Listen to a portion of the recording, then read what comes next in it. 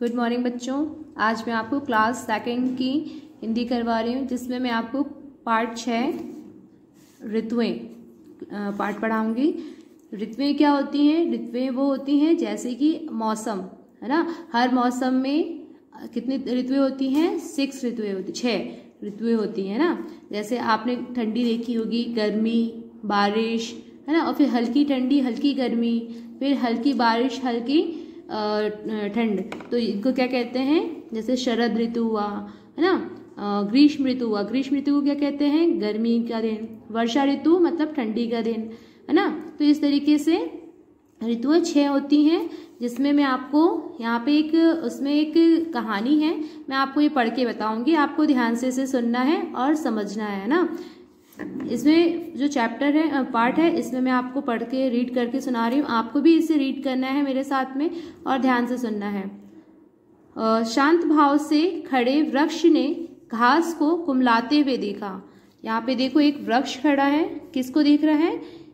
यहाँ पे एक घास है, वो कैसे सिकुड़ रहा है, क्यों हो रहा है? क्योंकि उसने घास से इसका कारण पूछा, पेड़ ने पूछा ना। इतने में उसे कोई अपनी ओर आता दिखाई दिया। देखो यहाँ पे उसको कौन आता हुआ दिखाई दिया? यहाँ पे ये कौन है? ठंड है ना। वृक्ष ने देखा कि गर्म हवा के झोंके लिए मतलब गर्मी की गरम हवा आ रही थी वहां से, है ना, दौड़ी आ रही है।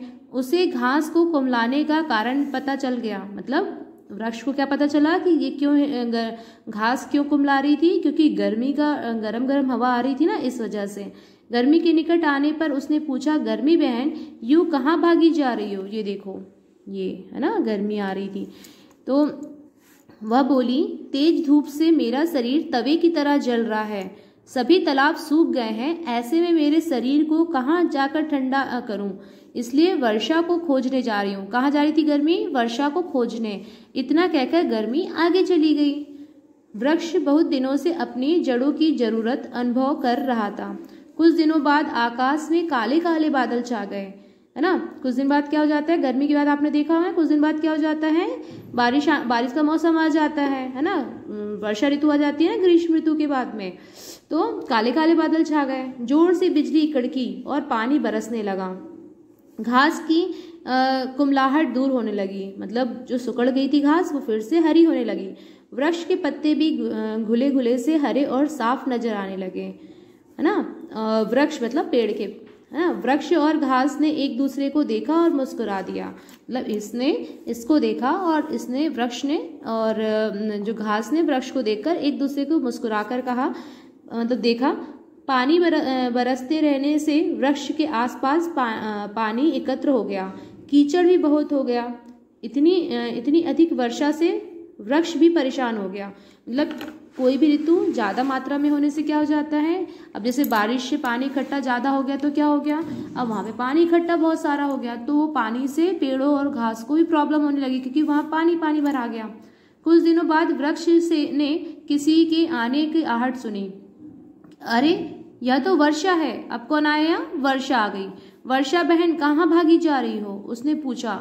वर्षा बोली, भाई वृक्ष, देखते नहीं चारों तरफ कीचड़ ही कीचड़ हो गया है, चलने को भी रास्ता नहीं है। मैं तो जाती हूँ सर्दी बहन को खोज में। मतलब अब वो किसको? सर्दी मतलब वो ठंडी को ढूंढने जाती है ना। इतना कहकर बौछारें छोड़ती वर्षा चली गई।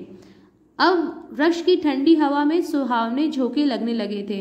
कुछ दिनों तक तो वे झोंके उसे अच्छे लगे, परंतु अब वे और अधिक ठंडे हो गए।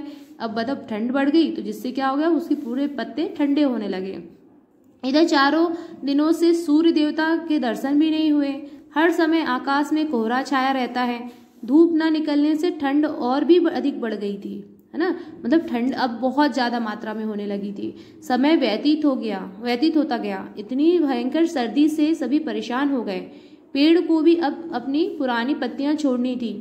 वह भी बड़ी व्याकुलता से प्रतीक्षा कर रहा था, क्योंकि ठंडी के बाद में पेड़ों के पत्ते क्या होते हैं? झड़ जाते हैं, है ना।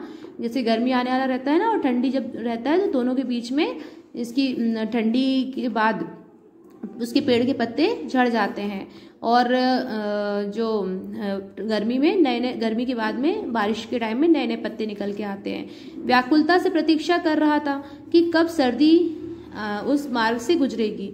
एक दिन सर्दी उधर से आ ही निकली।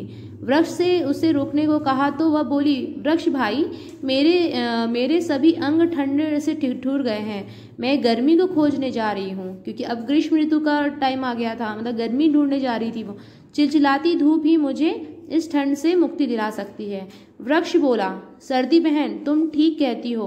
तुम तीनों गर्मी, सर्दी और वर्षा के आने और चले जाने से ही मेरी भलाई है। मतलब अगर ठंडी रहेगी और गर्मी और बारिश, लगातार कोई भी चीज को हम ज़्यादा देर तक बर्दाश्त नहीं कर सकते हैं। गर्मी का मौसम हमें एक लिमिट तक ही अच्छा लगता है, फिर उसके बाद हमें बहुत अत्यधिक गर्मी लगने लगती है, जिससे हमारे शरीर भी जलने लगता है। और सर्दी के मौसम में हमें बहुत ठंड लगने लगती है। और वर्षा ऋतु में पानी चारों तरफ भरा जाता है। तो कहने का मतलब है कि हमें तीनों ही मौसम में, मतलब तीनों ही मौसम एक एक करके आए और चले जाए और दूसरा मौसम आ जाए, इससे ही सभी की भलाई होती है। तो हमें गर्मी, सर्दी और वर्षा तीनों ऋतुओं का स्वागत भी करना चाहिए और विदाई भी करनी चाहिए। ठीक है बच्चों, ये कहानी आपको कैसे लगी? अच्छी लगी? चलिए, आपको इस तीनों ऋतुओं के बारे में थोड़ा थोड़ा टॉपिक लिखकर आपको आपके स्कूल के व्हाट्सएप नंबर पर सेंड भी करना है। ठीक है बच्चों, थैंक यू।